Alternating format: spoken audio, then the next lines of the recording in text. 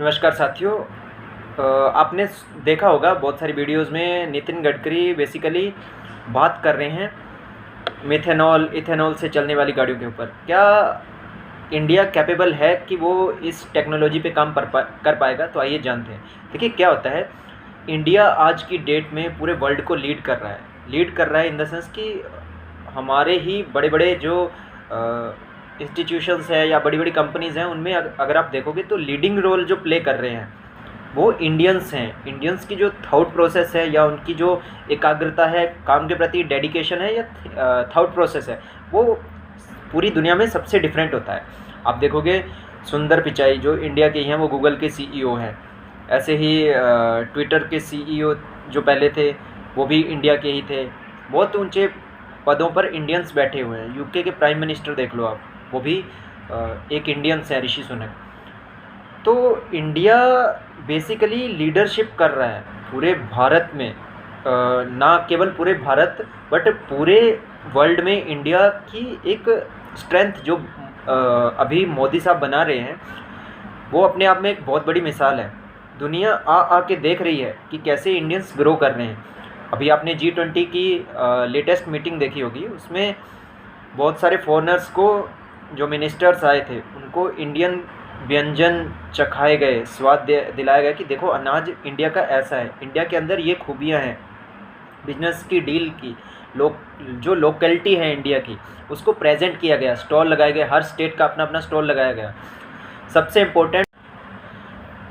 Important जो India ने digital payment को प्रमोट किया, इन द सेंस कि उन्होंने हर वर्ल्ड लीडर जो आए हुए थे, हर कंट्री के लीडर्स आए हुए थे, उनको हज़ार रुपीज़ उनके मोबाइल में डाले गए ताकि वो शॉपिंग कर सकें उन स्टॉल पे।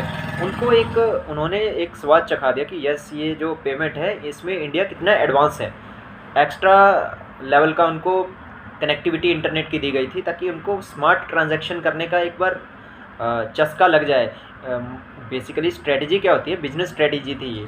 अब वहाँ से अगर उनको लगता है तो वो इंडिया को अप्रोच देंगे कि यस हाँ, ऐसी टेक्नोलॉजी हमें भी इम्प्लीमेंट करनी है। तो इस तरह से बिजनेस फैलता है। तो आई होप ये जो मोदी जी कर रहे हैं, इसके लिए इंडिया वर्ल्ड में एक उभरती हुई शक्ति के रूप में सामने आएगा और पूरे वर्ल्ड की मॉनिटरिंग करेगा और उसको अलाइन करके लीडरशिप की तरह काम करेगा। सेकंड, अब आता है, हम बात कर रहे थे मिथेनॉल या इथेनॉल जो भी इस पर गाड़ी बनेगी, क्या हमारे पास ऐसा इंफ्रास्ट्रक्चर है? देखिए नितिन गडकरी साहब के एक इंटरव्यू में मैंने देखा, वो बात कर रहे थे कि हम जो उन्होंने अभी पीछे कमिटमेंट किए हैं उन्होंने वो पूरे किए हैं। तो अगर वो इस इंफ्रास्ट्रक्चर पे काम कर रहे हैं, इन द सेंस उन्होंने गन्ने के रस से चलने वाली गाड़ी भी बना दी। हाइड्रोजन फ्यूल सेल सिस्टम पे उन्होंने अभी टोयोटा के जो किर्लोस्कर जी हैं, उनके जो सीनियर सीईओ हैं, उनसे बात करके उन्होंने एक उनको असाइन किया था काम की, हाइड्रोजन से गाड़ी बनाओ। तो फाइनली वो बन के तैयार हो चुकी है। हाइड्रोजन फ्यूल सेल सिस्टम से गाड़ी चलेगी, इथेनॉल से गाड़ी चलेगी, बैटरी से, इलेक्ट्रिसिटी से गाड़ी चलेगी। तो इट मीन्स इंडिया हमारा लीड कर रहा है।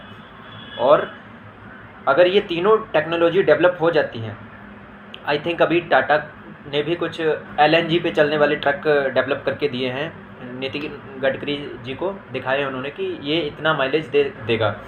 डीजल पेट्रोल का सारा जो खेल है वो ख़त्म हो जाएगा, क्योंकि ये लिमिटेड रिसोर्सेज हैं और लिमिटेड रिसोर्सेज है जो उनकी एक लिमिटेड ही क्वांटिटी होती है, एक समय के बाद वो ख़त्म हो जाएंगे। तो टेक्नोलॉजी के साथ आगे बढ़ना बहुत ज़रूरी है। तो इसी के साथ उन्होंने 3-4 टेक्नोलॉजी में हाथ डाल रखा है। जो भी सूटेबल होगी या जो भी अच्छी टेक्नोलॉजी होगी वो पहले इंडिया में इम्प्लीमेंट, उसके बाद पूरे वर्ल्ड वाइड इम्प्लीमेंट की जाएगी, ताकि उसकी जो रिक्वायरमेंट है, डिमांड जनरेट हो वर्ल्ड लेवल पे। ये एक बिजनेस स्ट्रेटजी है। इन चीज़ों को देखते हुए, इन प्रोजेक्ट्स को देखते हुए, जो हमारी इंडिया का टारगेट है GDP की ग्रोथ को बढ़ाना, उसमें ये टॉप 1 या 2 में इंडिया आ जाएगा। क्योंकि बिजनेस बढ़ेगा तो जाहिर सी बात है पैसा आएगा, और पैसा आया तो GDP भी बढ़ेगी। तो आई होप इस वीडियो में आपको काफ़ी कुछ समझ आया होगा। फिर भी अगर आपकी कोई क्वेरी आप कमेंट सेक्शन में बता सकते हो। चैनल को ज़्यादा से ज़्यादा सब्सक्राइब, शेयर, लाइक कीजिए। धन्यवाद।